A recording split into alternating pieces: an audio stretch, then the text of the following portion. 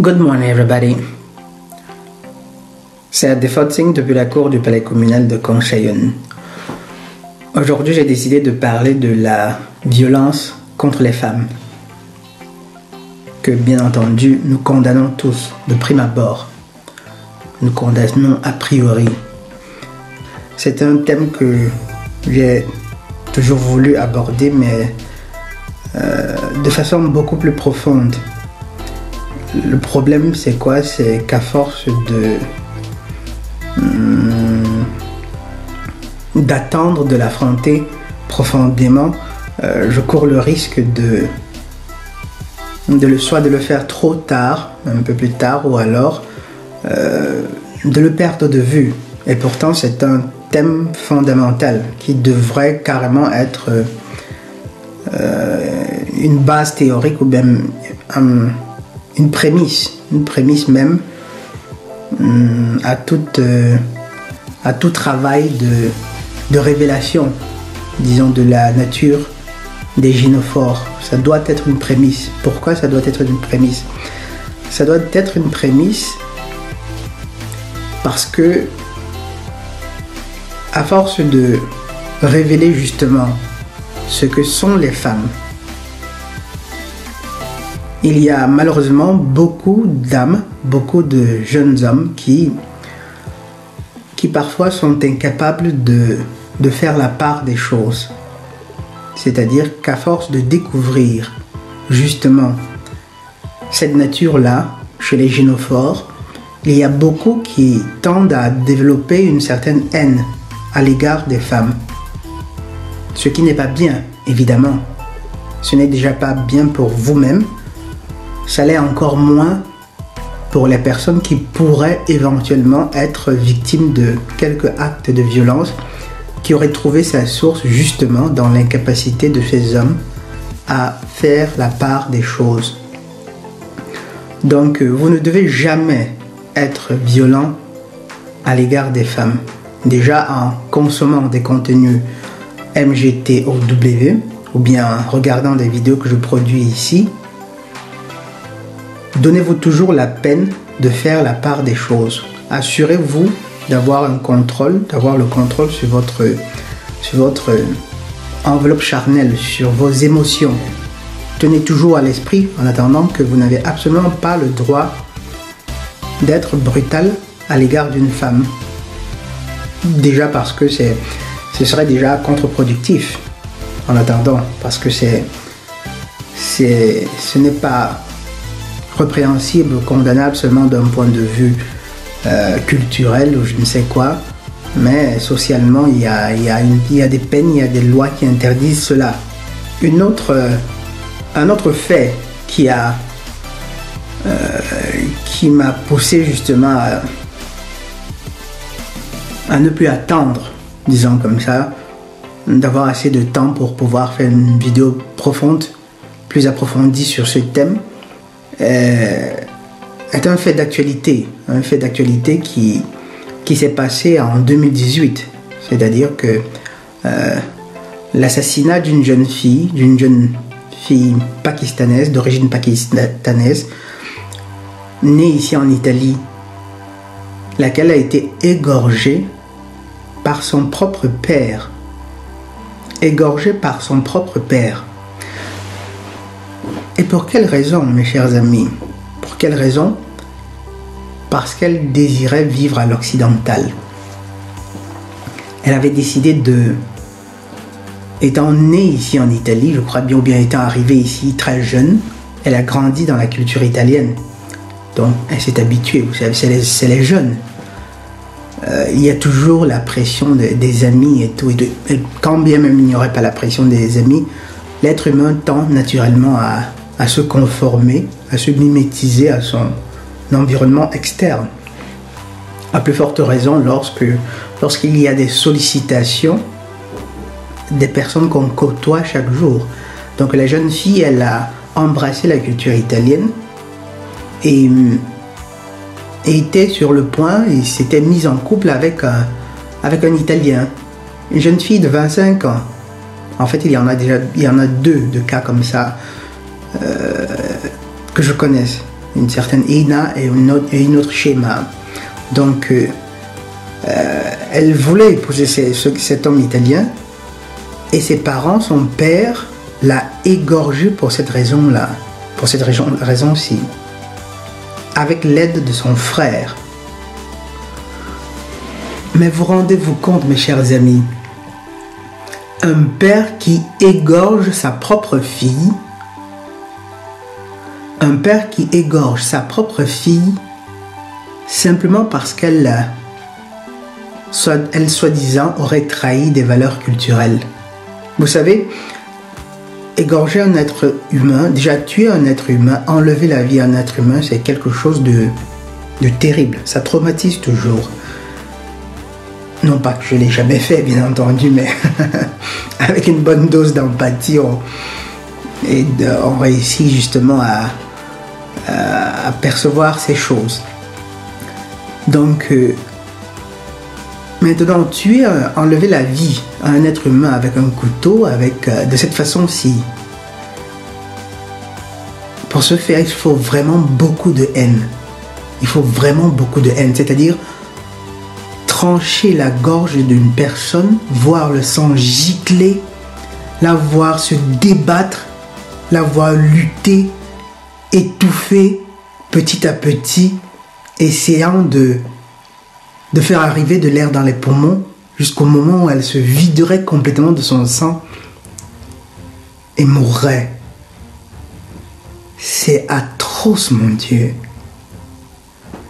Et peut-être juste en parenthèse comme ça, il faudrait dire que déjà que il faudrait que mes pensées vont vraiment à ces victimes, aux victimes de ces hommes, de ces monstres. Ce sera trop dire que de les qualifier d'hommes. Donc mes pensées vont aux victimes de ces monstres-là, où qu'elles soient.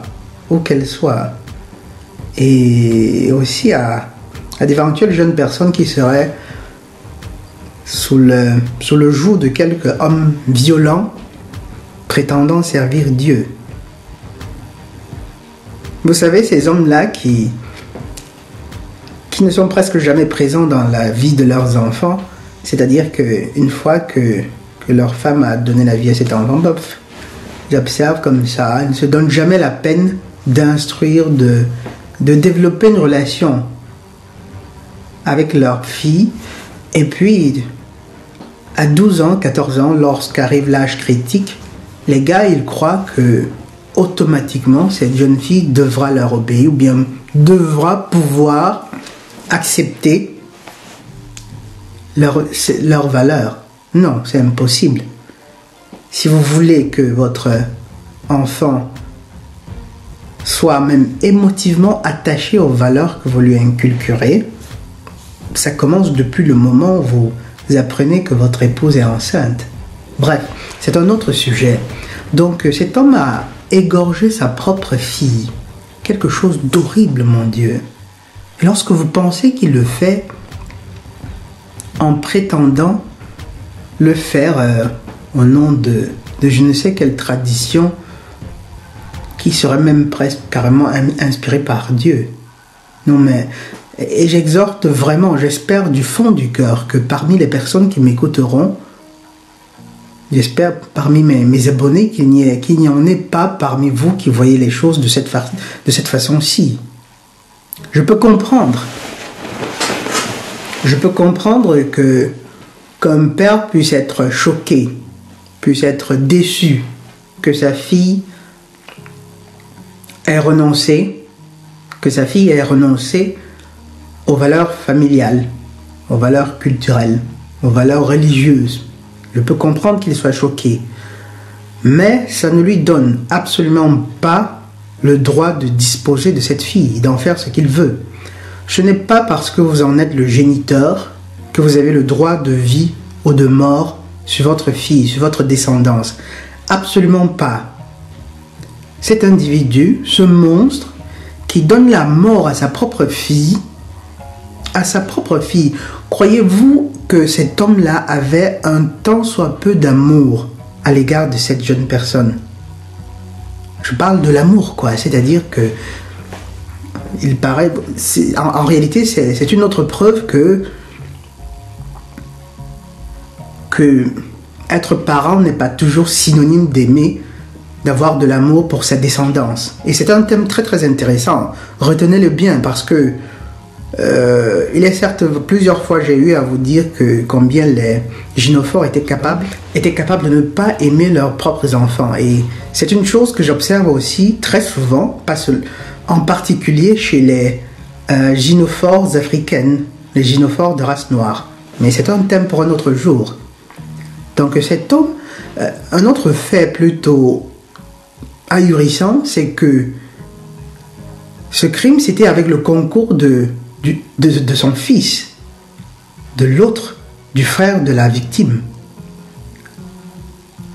Et pire encore, avec le concours aussi de la mère de la victime. Vous rendez-vous compte, mes chers amis?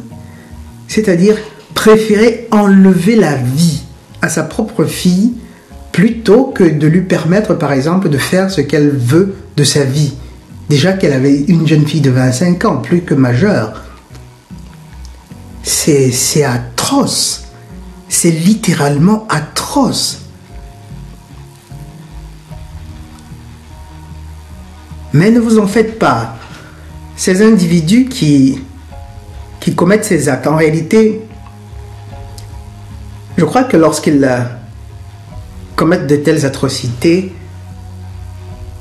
ils se disent que de toute façon, bon, ils auraient lavé l'honneur de leur famille et au pire des cas, on les emprisonne et ils sont bons, quoi.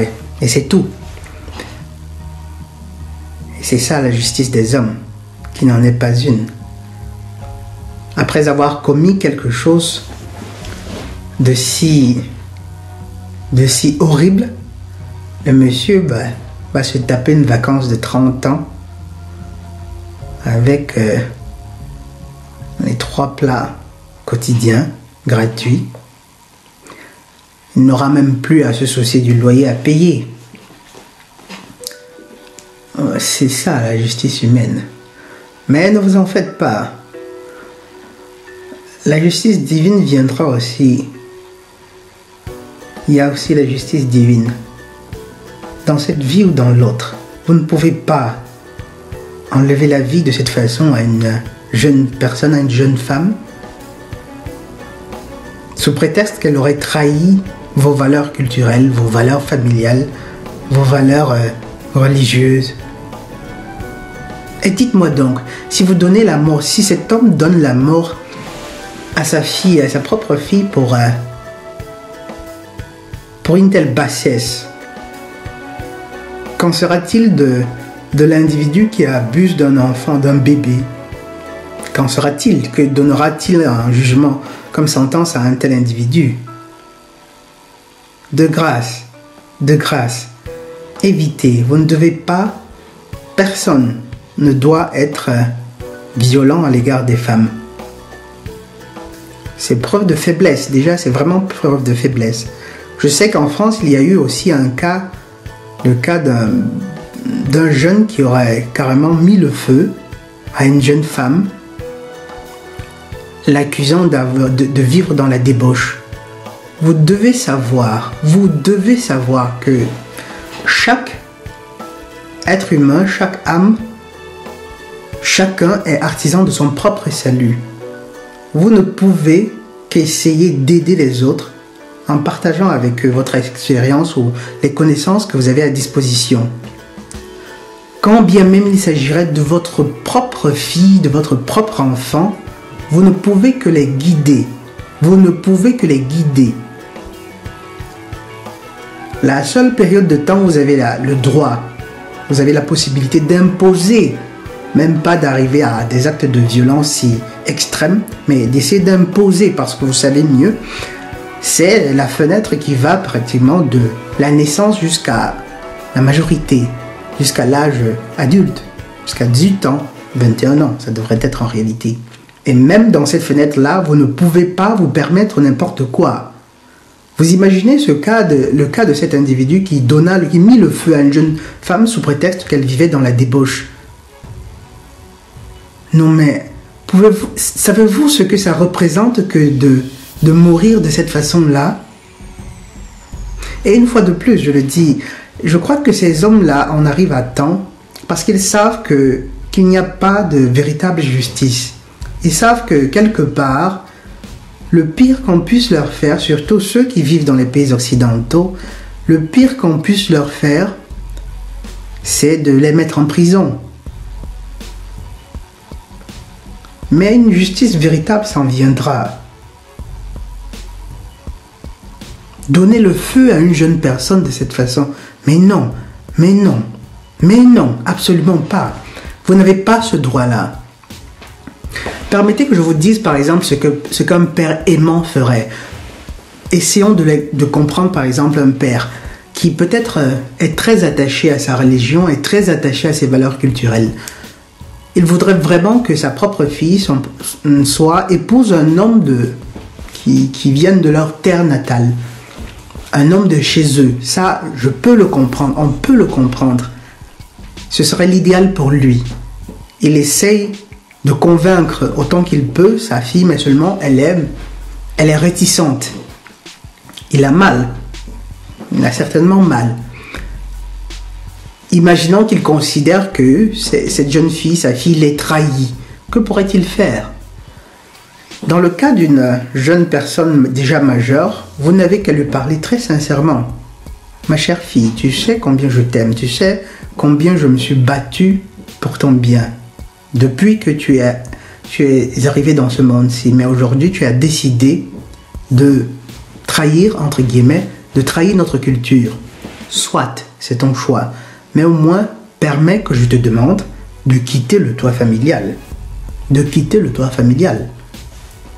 Vous lui donnez sa part d'héritage de ce que vous avez et vous lui demandez de quitter le toit familial. Elle est déjà un être humain indépendant, adulte. Et quand bien même elle quitterait le toit familial, un père vraiment aimant serait quand même encore disposé à donner un coup de main si elle devait se trouver dans des situations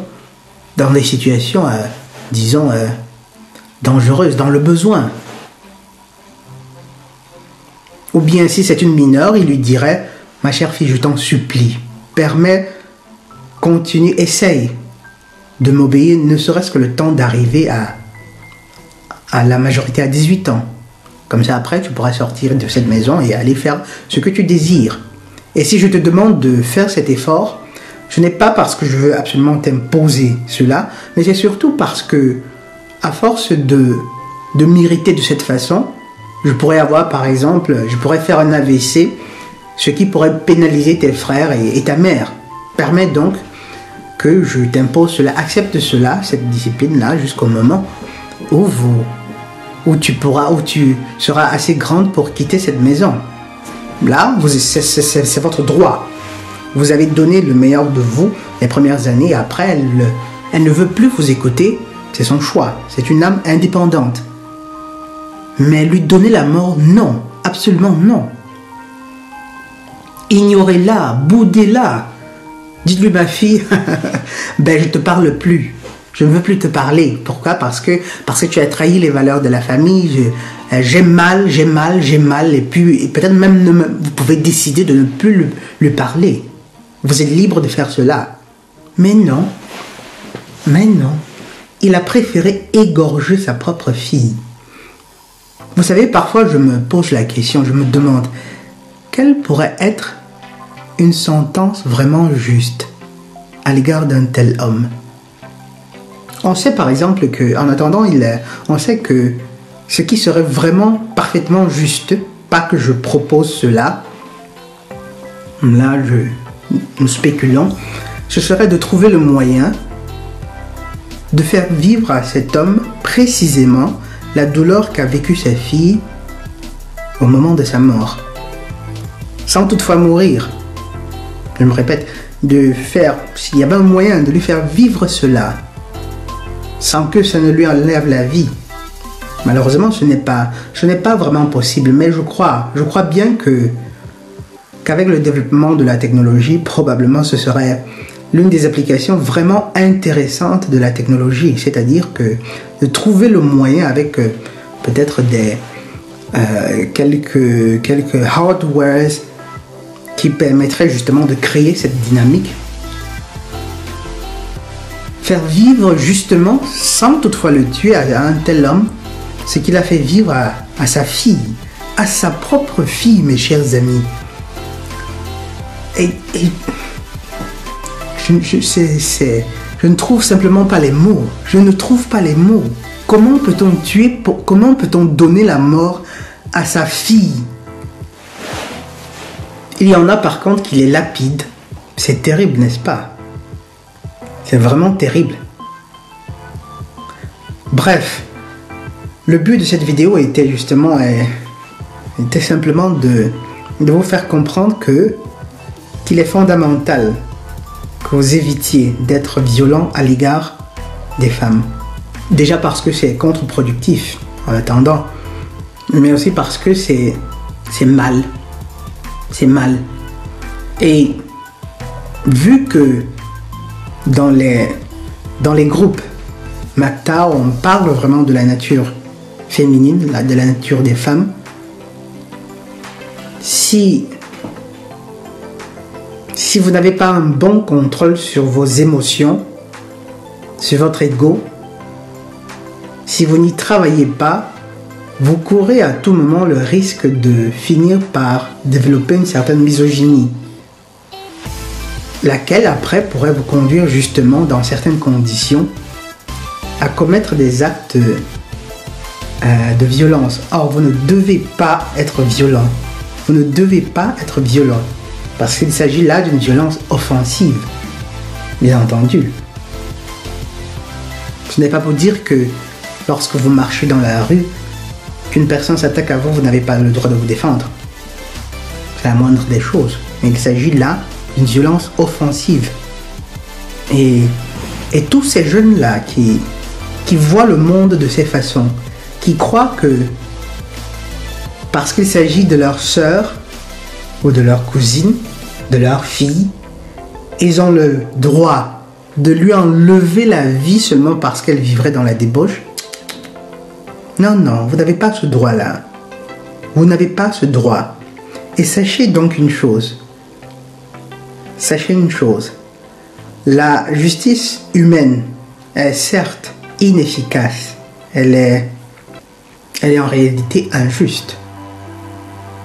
Mais celle divine, non. Que ce soit dans cette vie ou dans l'autre, si vous commettez un tel acte, un acte comparable à celui qui a conduit à la mort de la jeune Pakistanaise dont il était question, sachez que vous aurez la pleine mesure de votre châtiment. Sachez que vous aurez la pleine mesure de votre châtiment. Peut-être pas dans cette vie-ci, mais certainement dans l'autre. Peut-être pas dans ce monde-ci, mais sans aucun doute dans l'autre. Et une fois de plus, vous ne devez jamais faire preuve de violence à l'égard des femmes, à l'égard des gynophores. Peu importe ce que vous savez d'elles, peu importe ce que vous pensez d'elles, indépendamment de l'instrumentalisation que les féministes peuvent faire de ces cas de violence contre les femmes, indépendamment de ce qu'elles en pensent, indépendamment de leur désir justement de renforcer la société gynocentrique dans laquelle nous vivons. Une chose est certaine, vous ne devez jamais être violent, vous ne devez jamais faire preuve de violence à l'égard des femmes, et moins encore lorsqu'il s'agit de votre descendance. Serge Desfotsing, depuis la cour du palais communal de Conseillen.